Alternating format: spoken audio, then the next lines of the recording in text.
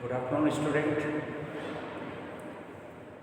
Previous video में coordination complexes के लिए उनका जो ऊष्मागतिकीय स्थायित्व है उसके मान का निर्धारण करने के लिए हमने वियोजन स्थिरांक या ये कहीं निर्माण स्थिरांक और साम्य स्थिरांक के मध्य संबंध को ज्ञात किया था। आज हम उस जो संबंध था उसमें उनके स्थायित्व को भी बात करते हैं, उनकी एसिडिटी और बेसिसिटी के आधार पर। क्योंकि हमने जो लास्ट वीडियो था हमारा, उसमें लास्ट क्लास थी, उसमें हमने ये डिस्कस किया था कि जो मेटल्स होती हैं वो अम्लीय होती हैं, अम्ल होती है, जबकि लिगेंड्स क्षार की तरह व्यवहार करते हैं। तो अपन ये कहते हैं कि सभी लिगेंड क्षार होते हैं जनरली। तो उस कंडीशन में उनकी जो क्षारकता है, उनकी जो बेसिसिटी की वैल्यू है वो उनके संयुग्मी अम्ल की अम्लता के आधार पर निर्धारित की जाती है। और चूंकि संयुग्मी अम्ल क्षार सिद्धांत हम जानते हैं कि अगर स्ट्रॉन्ग एसिड है तो उसका जो कॉन्जुगेट बेस बनेगा वो वीक बनता है, और अगर कोई वीक एसिड है तो उसका कॉन्जुगेट बेस स्ट्रॉन्ग बनेगा। जस्ट रिवर्स चलता है, ठीक है। तो इसी आधार पर हम बात करते हैं लिगेंड्स के लिए कि उनकी जो एसिडिटी और बेसिसिटी है वो कैसे निर्धारित अपन करते हैं वियोजन स्थिरांक के आधार पर। तो यहाँ से हम बात करते हैं कि अगर हम मान लेते हैं कि कोई दो कंपोनेंट है HL और H2L, ये कोई दो कॉम्प्लेक्स है। इन दोनों कॉम्प्लेक्स के लिए इनका वियोजन स्थिरांक हम ज्ञात करते हैं, और वियोजन स्थिरांक के आधार पर उस कॉम्प्लेक्स के लिए एसिडिटी और बेसिसिटी का मान निर्धारित किया जाता है। समझ में आ गई बात? तो बात करते हैं। सबसे पहले अपन HL का वियोजन करवाते हैं। तो हमको पता है कि H प्लस L माइनस की फॉर्म में जाएगा, ये कंफर्म है। तो इस कंडीशन में इसके लिए जो वियोजन स्थिरांक है Ka, क्यों मेंशन किया है? क्योंकि H प्लस L डिसोसिएट कर रहा है तो एसिड मान सकते हैं, और K को अपन कहते हैं वियोजन स्थिरांक, डिसोसिएशन कांस्टेंट। तो इस कंडीशन में वियोजन स्थिरांक क्या हो जाएगा? प्रोडक्ट की सांद्रता बटे रिएक्टेंट की सांद्रता। तो H plus concentration 2 ligand minus concentration divided by HL concentration, वियोजन स्थिरांक दे सकते हैं इसके लिए। अब ऐसे ही हम वियोजन स्थिरांक किसके लिए करेंगे? H2L के लिए। तो H2L के लिए अगर वियोजन स्थिरांक की बात करते हैं तो यहाँ से H प्लस HL माइनस आ गया। तो इसके लिए जो वियोजन स्थिरांक A1 है वो आ जाएगा H plus concentration HL minus concentration upon H2L concentration, ये लिखेंगे। बात करते हैं आप, अभी भी ये वियोजित तो हो सकता है, तो इसको वियोजन की ओर आगे हम बात करेंगे। HL minus reversible H plus L minus, इसके वियोजन स्थिरांक क्या हो जाएगा? K बराबर H plus concentration dot L minus two concentration upon HL minus concentration, ये लिखेंगे। तो अब अगर हम बात करते हैं HL, एक सामान्य अम्ल बन रहा है कि एक एसिड बन रहा है, तो इसके लिए अगर अपन वियोजन स्थिरांक की बात करें तो इसका वियोजन स्थिरांक क्या लिखा अपन ने? यहाँ से अपन चेक कर लेते हैं। वियोजन स्थिरांक लिखा अपन ने Ka equals to H plus concentration dot L minus concentration upon HL concentration. अब अगर हम इस इक्वेशंस का एंटीलॉग ले लें, क्या ले लें? इसका एंटीलॉग ले लें, तो minus log Ka equals to minus log H plus concentration minus log L minus concentration upon HL concentration लिख सकते हैं। किसी को दिक्कत इसमें? हमने इस यूनिट को नॉर्मली अपन ने इसको रिप्रेजेंट किया है।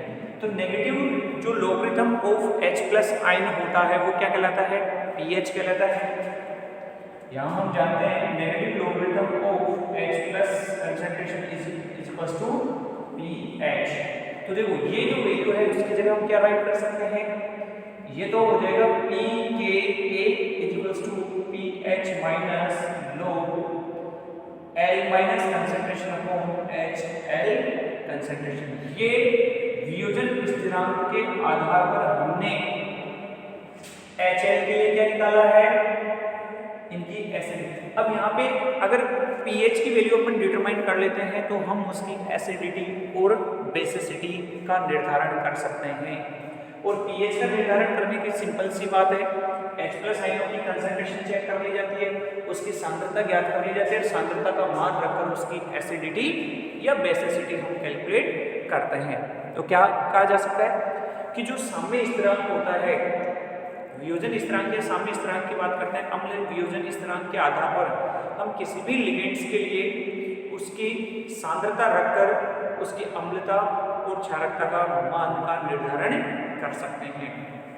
तो एक बार वापस से देखिए, हमने क्या कहा है कि चूंकि हम ये जानते हैं सभी लिगेंड्स क्षार होते हैं और उस लिगेंड मतलब क्षार की जो क्षारकता है वो उसके संयुग्मी अम्ल की अम्लता के आधार पर दी जा सकती है। और इसको कैलकुलेट करने के लिए हमको किसी कॉम्प्लेक्स में या किसी भी यौगिक में H प्लस आयनों की सांद्रता का मान कैलकुलेट करना पड़ता है।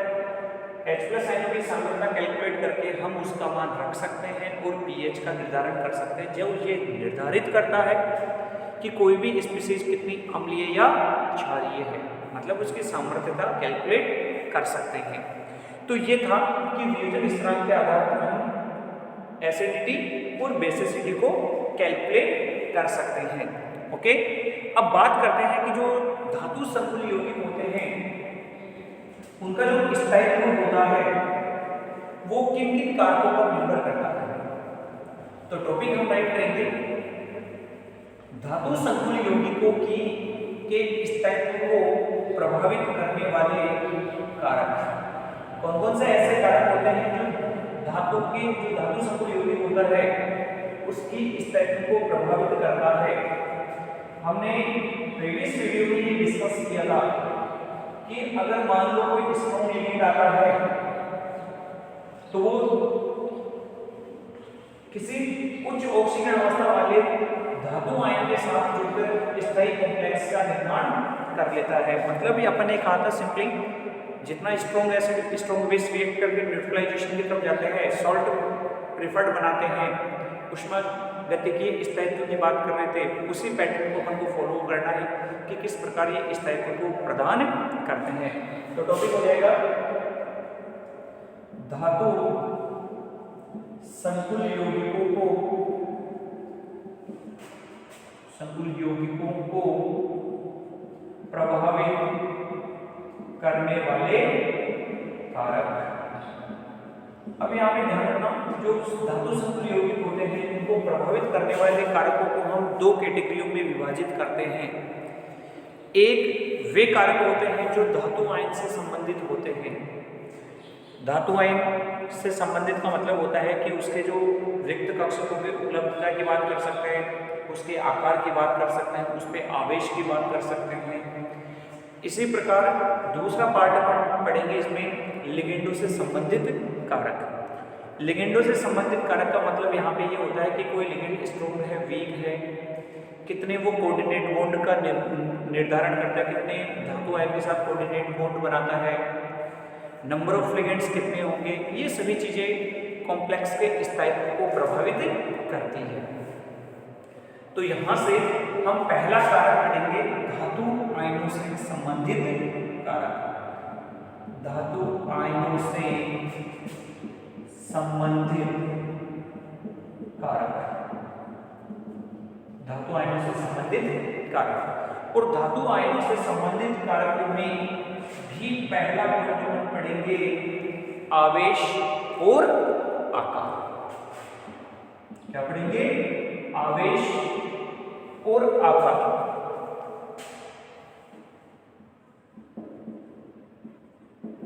अब ये ध्यान रखना, अपन को यहाँ पे दो चीजें ध्यान रखनी है कि आवेश का मान अगर वेरी करेगा तो कॉम्प्लेक्स का स्थायित्व कैसे वेरी होता है, आकार अगर वेरी करे तो स्टेबिलिटी कैसे चेंज होती है। तो अपन को एक चीज ध्यान रखनी है कि अगर धातु आयनों का आकार कम होने पर, कम करने पर, या ये कहें आवेश का मान बढ़ाने पर,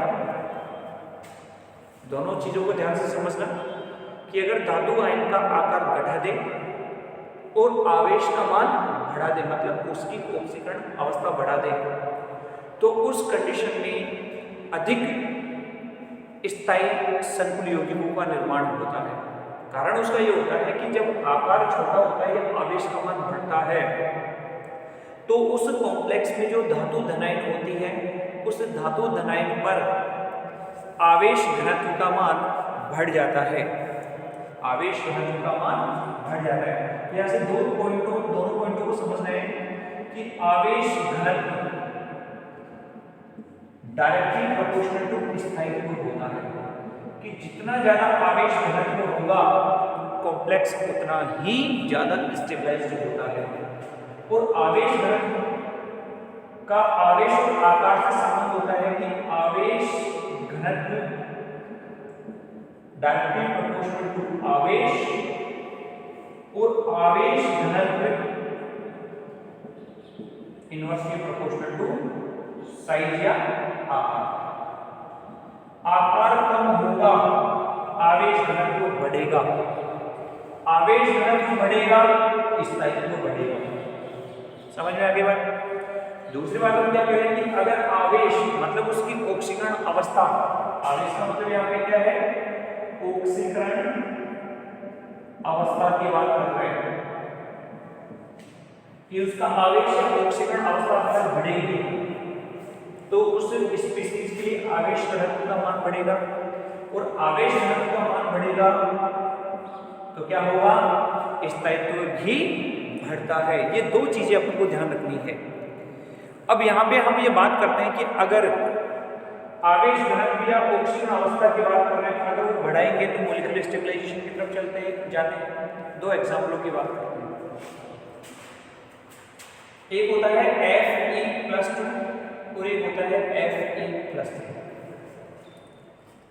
दोनों ही कंडीशन में अगर अपन बात करते हैं तो आवेश Fe+3 पे ज्यादा है। मतलब ये कह सकते हैं कि अगर नॉर्मली दोनों की बात करें तो इस पर 2 इलेक्ट्रॉनों की कमी है और इस पर 3 इलेक्ट्रॉनों की कमी है। जिसके पास कमी ज्यादा होती है वो भैया अस्थायी ज्यादा होता है। इस समय अस्थायी कौन है सबसे ज्यादा, Fe+3। और जो अस्थायी होगा वो पहले रिएक्शन देगा, खुद स्टेबलाइज होने की कोशिश भी करेगा। तो इस कंडीशन में जो Fe है वो किसी लिगेंड को देखते ही उसकी तरफ अट्रैक्ट होता है, अट्रैक्ट होकर कोऑर्डिनेट बॉन्ड बनाकर स्टेबिलिटी की तरफ चला जाता है। तो सिंपल सी बात है कि जिस पर कमी सबसे ज्यादा होगी वो पहले लेने की कोशिश करेगा। कौन लेगा, Fe+3 किसकी तुलना में, Fe+2 की तुलना में। बात समझ में आ रही। तो यहाँ पे यही कहा जाता है कि यदि Fe+2 और Fe+3 की तुलनात्मक अध्ययन किया जाता है तो Fe+3 पर आवेश घनत्व अधिक होने के कारण, आवेश का मान अधिक होने के कारण उसका आवेश घनत्व बढ़ जाता है, और यौगिक के पास आवेश घनत्व बढ़ने से उसका स्थायित्व बढ़ जाता है। तो अगर बात करें तो इन दोनों में से स्थायी संकुल कौन बनाएगा, स्थायी संकुल कौन बनाएगा, Fe+3 स्थायी संकुलों का निर्माण करता है। ये ध्यान रखना है। इसी प्रकार अगर अपन बात करते हैं एक स्पीशीज और होती है Cu+2 और Cu। तो देखो दोनों की अगर अपन बात करते हैं कंसेप्ट वही है, ऑक्सीजन अवस्था या आवेश बढ़ाओगे आवेश घनत्व बढ़ेगा। आवेश घनत्व एक्चुअल में होता क्या है, आवेश घनत्व होता है उसके बॉन्ड बनाने की टेंडेंसी की बात अपन करते हैं, बंध बनाने की प्रवृत्ति की बात करते हैं कि वो किस प्रकार बंध बनाएगा, और अगर बंध बन रहा है तो उसकी जो स्ट्रेंथ है, उसकी जो ताकत है, उस बॉन्ड की जो क्षमता है वो कम है या ज़्यादा है। तो आवेश घनत्व का मतलब होता है यौगिक बनाने की प्रवृत्ति की बात अपन करते हैं। ठीक है। तो यहाँ से अगर हम बात करते हैं Cu+2 और Cu+ में, सॉरी Cu+ है ये, ठीक है। इन दोनों में अगर कंपैरिजन करें तो दोनों में से स्टेबलाइज्ड कॉम्प्लेक्स कौन बनाता है, Cu+2 मोर स्टेबलाइज्ड कॉम्प्लेक्स का फॉर्मेशन करता है बजाय किसके, Cu+ के। अब दो चीज समझ में आई अपने तो सीधी सीधी, पहले आवेश, दूसरा आकार। अब हम बात कर लेते हैं पीरियोडिक टेबल के आधार पर कि अगर आवेश और आकार में वेरिएशन करें हम आवर्त सारणी के आधार पर तो किस प्रकार कॉम्प्लेक्स का फॉर्मेशन किया जाता है। ठीक है, कंसेप्ट ये ध्यान रखना आपको। अब हम आवर्त सारणी के आधार पर हम ये चेक करेंगे कि कौन से ऐसे यौगिक होते हैं, कौन से ऐसे मेटल्स होती हैं जो कोऑर्डिनेट बॉन्ड बनाती हैं और स्टेबलाइज्ड कॉम्प्लेक्स का फॉर्मेशन करती है। हम ये कहते हैं कि सपोज करो भैया ये आवर्त सारणी है, ठीक है, आवर्त सारणी। हम लेफ्ट टू राइट जब मूव करते हैं, बाएं से दाएं चलते हैं, तो आवर्त सारणी में बाएं से दाएं जाने पर आकार घटते हैं, साइज क्या हो रही है, साइज घटेगी, डिक्रीज्ड होगी, कम होगी। अगर साइज घट रही है, आकार घट रहा है, आवेश घनत्व क्या होगा, बढ़ेगा। आवेश घनत्व अगर बढ़ गया तो डेफिनेटली भैया वो स्टेबल कॉम्प्लेक्स का फॉर्मेशन करेगा। तो पहली चीज कि अगर आवर्त सारणी में हम बाएं से दाएं जाते हैं, आकार घटता है जिससे उस स्पीशीज पर आवेश घनत्व का मान बढ़ जाता है, परिणाम स्वरूप वह स्टेबल कॉम्प्लेक्स बनाती है, स्थायी संकुलों का निर्माण करती हैं। जैसे हमने बात की सोडियम, सोडियम के बाद मैग्नीशियम और एल्यूमिनियम की बात करते हैं। तीनों का जो क्रम होता है वो लेफ्ट टू राइट होता है। अब लेफ्ट टू राइट अगर मूव करेंगे, हालांकि देखो कंसेप्ट यहाँ पे ये भी चल रहा है, कंसेप्ट क्या है, आवेश का मान भी वेरी कर रहा है, आवेश का मान भी वेरी करेगा। तो अगर इस कंडीशन पे बात करें तो लेफ्ट टू राइट जाएंगे तो नॉर्मली हम बात करें कि अगर सोडियम, मैग्नीशियम और एल्यूमिनियम विदाउट आवेश की बात करते हैं, विदाउट आवेश करेंगे, चलो एक बार इनको ऐसे लिख लेते हैं Mg और Al।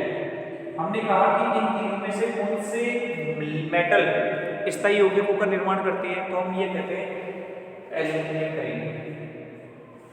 ये ऐसे नहीं करें हम, ये कंसेप्ट क्या है, कंसेप्ट ये कहता है कि लेफ्ट टू राइट मूव करते हैं, साइज घटती है, साइज बढ़ेगी, आवेश घनत्व बढ़ेगा, आवेश घनत्व बढ़ेगा तो स्थायित्व बढ़ेगा। तो हम ये कह रहे हैं कि इस कंडीशन में क्या हो रहा है, एल्यूमिनियम स्टेबलाइज्ड कॉम्प्लेक्स का फॉर्मेशन करना। अब देखिए अक्सर हम अब आयनिक फॉर्म की बात करते हैं, Na+ Mg+2 और Al+3। ओके, तो इस कंडीशन में दोनों ही चीजें फॉलो हो रही हैं। दोनों चीजें कौन सी, यहां पे हम इलेक्ट्रॉन घनत्व की बात करते हैं, आवेश घनत्व क्या कह रहा है, दोनों को एक साथ फॉलो करें। आवेश घनत्व इज डायरेक्टली प्रोपोर्शनल टू आवेश बटे आकार, ऑक्सीडेशन स्टेट कह सकते हैं इसको। तो क्या मेंशन कर रहा है, इस दोनों में लेफ्ट टू राइट मूव करेंगे, साइज बढ़ेगी, आवेश घनत्व बढ़ेगा। दूसरा कंसेप्ट देखो, इस पर चार्ज कितना है, आवेश कितना है, +1, इस पे +2, इस पे +3, आवेश बढ़ेगा, आवेश घनत्व बढ़ेगा। तो दोनों ही कंडीशन में एल्यूमिनियम +3 स्थायी संकुलों का निर्माण करता है। सीधा सा कंसेप्ट समझिए कि आवर्त सारणी में यदि हम बाएं से दाएं जाते हैं तो स्थायी यौगिक बनाने की प्रवृत्ति बढ़ती जाती है, इंक्रीज्ड होती जाती है। बात समझ में आ गई। दूसरी चीज आवेश घनत्व की बात की अपन ने। अब हम बात करते हैं अप टू डाउन आवर्त सारणी में। तो देखो दो चीजें हम यहाँ से डिस्कस करेंगे, दो चीजों को हम यहाँ पे डिस्कस करने वाले हैं। हम बात कर रहे हैं अप टू डाउन, बाएं ऊपर से नीचे की तरफ, ये अप टू डाउन। तो यहाँ पे दो चीजें हैं। सबसे पहले हम बात करते हैं एल्कलाइन मेटल। एल्कलाइन मेटल क्या होते हैं, क्षारीय धातु होती है। एल्कलाइन मेटल्स की बात करें, समझना ध्यान से कंसेप्ट को। क्षार धातु ऊपर से नीचे आएगी, ऊपर से नीचे चलते हैं क्षार धातुओं में। हमने बात की है जैसे Na lithium plus Li plus है, Na प्लस है। इसके अलावा जैसे अगर अपन बात करते हैं पोटेशियम प्लस है, रुबिडियम प्लस है, सीजियम प्लस है। अप टू डाउन अगर मूव करते हैं तो देखो आवेश की बात करते हैं, आवेश ऑक्सीकरण अवस्था की बात करते हैं तो ऑक्सीकरण अवस्था देखो तीन सभी में समान है, +1 +1 +1 है। इसका मतलब ये कंसेप्ट तो यूज ही नहीं हो रहा। आवेश का मान बात करते हैं साइज की, ऊपर से नीचे जाने पर जो चार धातुओं का आकार है वो बढ़ता है, आकार बढ़ेगा।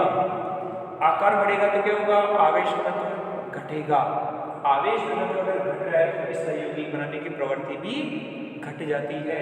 मतलब कि क्षार धातुओं में ऊपर से नीचे जाने पर स्थायी संकुल यौगिक बनाने की प्रवृत्ति कम होती जाती है। ये ध्यान रखना क्षार धातुओं के लिए। दूसरी बात हम करते हैं डी ब्लॉक की धातुओं के लिए। तो क्षार धातुओं में क्या लिखा है हमने कंसेप्ट, ऊपर से नीचे जाओगे आकार बढ़ता है, आवेश घनत्व कम होता है, परिणाम स्वरूप इनमें स्थायी यौगिक बनाने की प्रवृत्ति घटती है। तो हम बात करते हैं कि अगर लिथियम प्लस और सोडियम प्लस की बात करें तो इन दोनों में से स्थायी संकुल कौन बनाता है, लिथियम बनाता है। क्लियर है, ठीक है। अब बात करते हैं डी ब्लॉक एलिमेंट्स की। डी ब्लॉक एलिमेंट्स में अगर हम बात करते हैं, जैसे मान लो यहाँ पे 3D सीरीज है, यहाँ पे 4D है और यहाँ पे 5D सीरीज है। हम कहाँ आ रहे हैं, अप टू डाउन की बात कर रहे हैं, ऊपर से नीचे की बात कर रहे हैं। तो संक्रमण श्रेणियों में ऊपर से नीचे जाने पर 3D सीरीज से जब हम 4D में आते हैं तो आकार घटने लगते हैं। एक्चुअल में बढ़ने चाहिए थे लेकिन बढ़ते नहीं है, वो घटने लगते हैं। क्यों घटते हैं, दो रीजन, दोनों ही सीरीज में एक एक रीजन होता है। यहाँ लेंथेनाइड संकुचन और यहाँ एक्टिनोइड संकुचन। मतलब ये है कि जब हम डी क्षार धातुओं में तो क्या है, सिंपली ऊपर से नीचे जाने पर आकार घट रहा है, सॉरी बढ़ रहा है, आकार बढ़ेगा, स्थायित्व घट जाएगा। लेकिन संक्रमण धातुओं में ऊपर से नीचे जाने पर लेंथेनाइड और एक्टिनोइड संकुचन के कारण आकार घटता है। आकार घटेगा तो घनत्व बढ़ेगा और घनत्व बढ़ने से मॉलिक्यूल स्टेबिलिटी की तरफ चले जाते हैं। ये ध्यान रखना है। तो अगर हम बात करते हैं 3D, 4D और 5D सीरीज के लिए कि हम यहाँ पे जैसे निकल है, पैलेडियम है और प्लेटिनम है, ठीक है। हम बात करें पैलेडियम, प्लेटिनम और निकल की, तो ये बताओ इन तीनों में से सबसे ज्यादा स्थायी संकुल कौन बनाएगा। ऊपर से देखो यहाँ लेंथेनाइड कॉन्ट्रैक्शन हुआ है तो आकार घट गया, यहाँ लेंथेनाइड कॉन्ट्रैक्शन हुआ तो और आकार घट गया। तो परिणाम स्वरूप हम कहेंगे कि जो प्लेटिनम है वो ज्यादा स्थायी संकुलों का निर्माण करते हैं। तो दो ही चीज समझ में आ रही है अपने, आकार और आवेश। उसका यूज हमें आवर्त सारणी में करते हुए क्षार धातुएं और संक्रमण धातुओं के लिए स्थायी संकुल यौगिकों के निर्माण को हम डिस्कस कर सकते हैं। क्लियर है। तो ये पहला फैक्टर है आवेश और आकार किस प्रकार इनके स्थायित्व को प्रभावित करता है। क्लियर। इसके बाद हम सेकंड पॉइंट की बात करेंगे। सेकंड पॉइंट होता है धातु आयनों का इलेक्ट्रॉनिक विन्यास। अब धातु आयनों का इलेक्ट्रॉनिक विन्यास कैसे प्रभावित करता है मॉलिक्यूल के स्टेबिलिटी को, उसके लिए आपको नेक्स्ट वीडियो देखना है। तब तक आप एक बार इसको पढ़िए और नेक्स्ट वीडियो का वेट कीजिए।